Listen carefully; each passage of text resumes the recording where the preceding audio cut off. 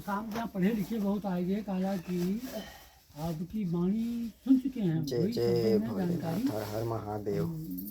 ये हमारे शंकर जी के स्थान पे आप किस दिन आएंगे यहाँ? यज्ञ होने जा रही है, हवन होगा हर सोमवार को। उनके देखो गुरु की इच्छा हुई तो कहा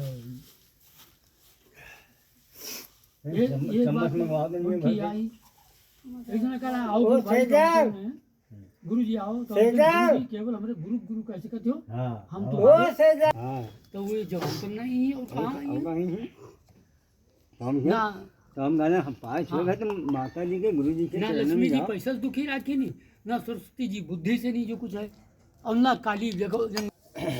अच्छा मत कलश बना ली है भक्ति जब वहाँ धरी जाए। ओम ब्रह्मानंदम परम सुखदम केवलम ज्ञानमूर्तिम द्वंद्वातीतं गगन सदसं तत्त्वमस्यादिलक्ष्यम् एकं नित्यं विमलमचलं सर्वदि साक्षिभूतिं भावातीतं त्रिगुणरहितं सद्गुरुं तं नमामि। अखंडानंदबोधाय शिष्य संतापहारिणे सच्चिदानंदरूपाय तस्मै श्री गुरुवे नमः। तस्मै श्री गुरुवे नमः। लक्ष्मी मेधाधरा पुष्टि गौरी तुष्टि प्रभादति एता विपाहि तनुभिः अष्टाभिर्मा सरस्वती। सरस्वत्यै नमो नित्यं भद्रकाले नमो नमः। वेद वेदांत वेदांग विद्यास्तने बेवचा मातस्तदीय पद पंकज भक्ति युक्ता एत्वान् भजन्ति निखलान् पराविनाय ते निर्गति में यान्ति कलेवरेण भुवन्नि वायु गगनाम्बुविनर्म्यतेन। व्यासाय विष्णुरूपाय व्यासरूपाय विष्णवे नमो वै ब्रह्मनिधये वसिष्ठाय नमो नमः।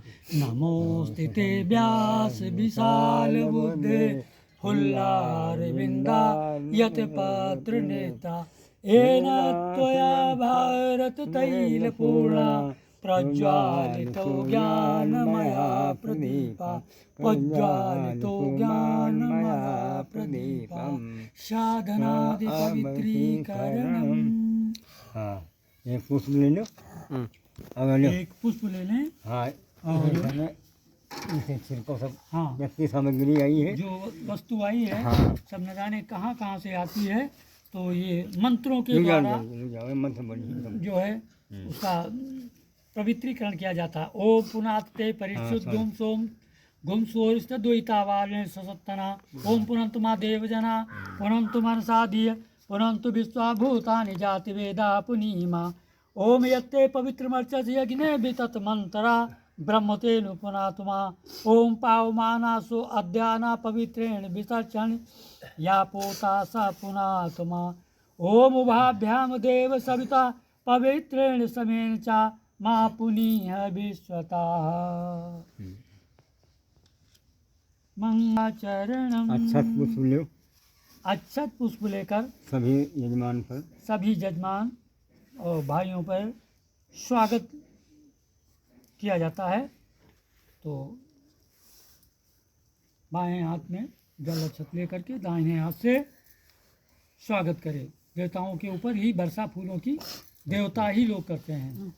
ओम भद्रम कर्णेभिः शृणुयाम देवा भद्रम पश्ये विजत्रा स्त्रन्त्वा गुंसत्नोभिः व्यसेमहि देव हितं यदायु पवित्रीकरणम। मन और अंतःकरण की वाणी को शुद्ध करने के लिए 3 बार आचमन किया जाता है।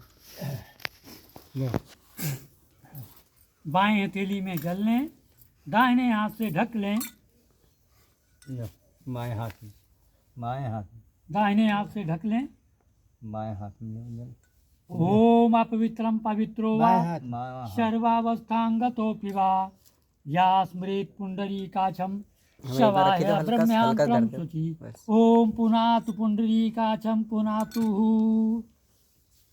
अब 3 आचमनी जल मुख में डालें। मंत्रोच्चारण के साथ।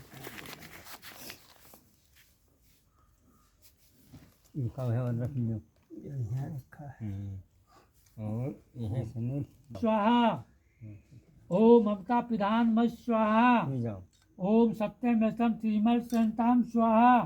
ले जाओ अब दोबारा लो, हाथ धोओ हमारी हिंदू धर्म की शिखा चोटी है, जिसको गीला करके मंत्र के द्वारा उसको कला बाएं ऐसे देते यहाँ चुटिया में यहाँ लगा दी। देवत्व धारण किया जाता है। तो पिए ओम चिद्रूपिणी महामाये दिव्य तेज समन्नते तिष्ठ देव शिखा मध्य तेजो वृद्धि कुरुष्मेव भव तेजो वृद्धि कुरुष्मेव भव।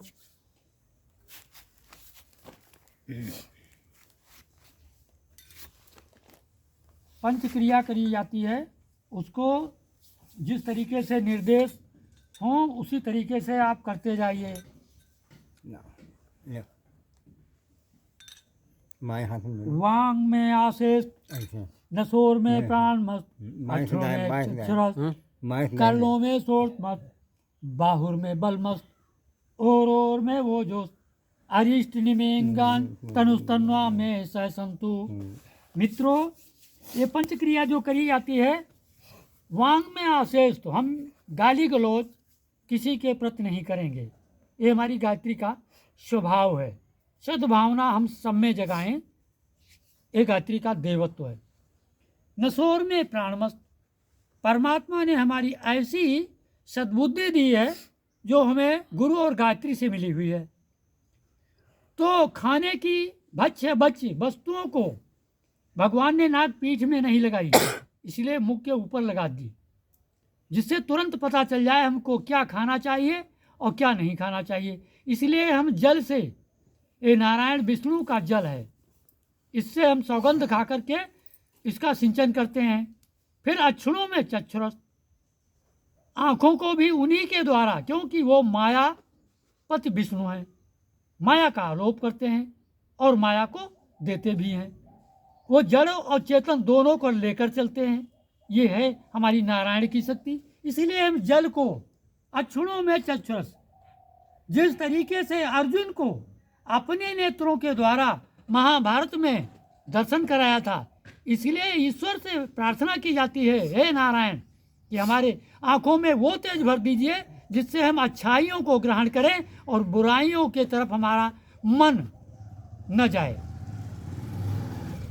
फिर कर्णों में सोच मत, हम क्या सुन रहे हैं, कहीं नाच गाना सुन रहे हैं कि प्रभु का चिंतन सुन रहे हैं कि कथा प्रसंग सुन रहे हैं, ये हमारी विवेक पर निर्भर करता है। तो फिर अरिष्ट निमेंगान तनुस्तम सह संतु, पैरों को लगाते हैं, हाथों को लगाते हैं। हाथों में इसलिए लगाते हैं कि हम जाकर किसी का इन हाथों से, हे प्रभु अनिष्ट न करने देना, हमारे बाहुओं को अपनी, हे महाबाहो, इसलिए कृष्ण को महाबाहो कहा गया है। हे महाबाहो, मेरी भुजाओं को आप कुकर्म करने से रोकते रहना, ये समर्थ आपकी है।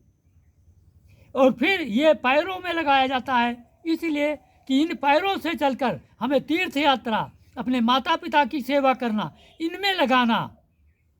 जो राम की, तुलसीदास ने रामायण लिखी, उसमें लिखा है, प्रातः काल उठ कर रघुनाथा और मात पिता गुरु नामई माता। तो सुबह इन पैरों से चलकर राम हाथों से गुरु की वंदना करते थे और मत्था टेकते थे, आँखों से देखते थे नयन भर के। और ये आनंद ये पंच क्रिया का है, जो हमारे आचार्य श्री शर्मा द्वारा हमें ये मिला है, उसको हम यहाँ पर प्रस्तुत करते हैं। और इसी के माध्यम से एक गीत भी,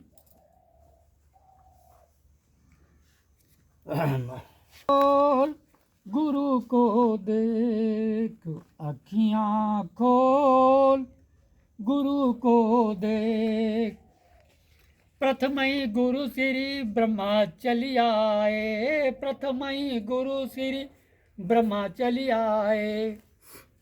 यज्ञ अग्नि को दियो संदेश, अखियां खोल गुरु को दे। दूसरे गुरु श्री विष्णु जी पधारे। अब ये कुंड में हम अग्नि का संचार करने जा रहे हैं, तो इसमें ब्रह्मा की शक्ति का और साथ में गरुड़ भगवान की शक्ति का आवाहन करते हुए हम दीप जला रहे हैं और इसमें अग्निदेव का वास कर रहे हैं। तर्जनी को छोड़ दीजिए। अब दूसरे गुरु श्री विष्णु जी पधारे, जिन रक्षा कवच वरुण का देख, अखियां खोल गुरु को देख।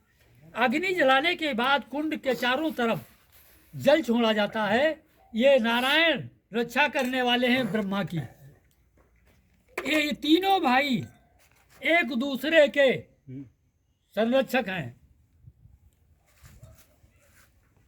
तो ये ब्रह्म कुंड में आया और नारायण ने रक्षा की।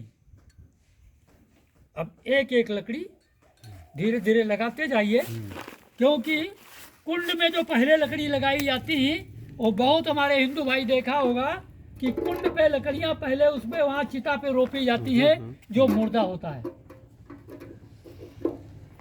और अब यहाँ हमको देव यज्ञ का कार्य करना है, इसलिए पहले लकड़ी एक लगाकर उसमें ब्रह्मा की ज्योति जलाई जाती है, जिसमें स्वयं गरुड़ भगवान पे भगवान बैठ करके इसमें आवाहन में वो भी शामिल होते हैं और कुंड जलने लगता है। फिर तीसरी में भोलेनाथ था। तीसरे गुरु श्री भोला जी पधारे, तीसरे गुरु श्री भोला जी पधारे। यज्ञ पवन का दियो संदेश, अखियां खोल गुरु को दे। नीचे से हाथ ऊपर को उठाने को कहते हैं कि हे प्रभु, हे भोलेनाथ, आपकी कृपा हो जाए तो जैसे अग्नि की लौ ऊपर को जाती है नीचे नहीं दबती है, ऐसे हमें भी उठना सिखा दीजिए। तो ये तीनों देव एक हैं, इनमें कोई घृणा नहीं है, कोई द्वेष भाव नहीं है। आज कुंड में ये तीनों एक हैं। अब भाई चौथे पांचवें गुरु कौन है? चौथे गुरु श्रद्धा प्रज्ञा पुकारें, चौथे गुरु श्रद्धा प्रज्ञा पुकारें। जिन संतन दियो विवेक, अखियां खोल गुरु को देख। तो मित्रों, ये चौथा गुरु हमने बनाया है और पुकारा है। ये गीत जो है ये स्वयं अपनी जो श्री राम शर्मा आचार्य व माता भगवती के द्वारा जो हमने प्रज्ञा के रूप में बुद्धि हमको दिया है, तो ये हमारे चौथे प्रज्ञा गुरु श्री राम शर्मा आचार्य हैं और पांचवी हमारी माता भगवती जो हैं, ये गुरु है। तब पंचम सुर में गूंगा बोले। जब ये पांचों गुरु मिल करके अपने शिष्य को पकड़ लेते हैं और शिष्य अपनी इच्छा गुरु को सौंप देता है, करिष्ये वचनम तब, करिष्ये वचनम तब।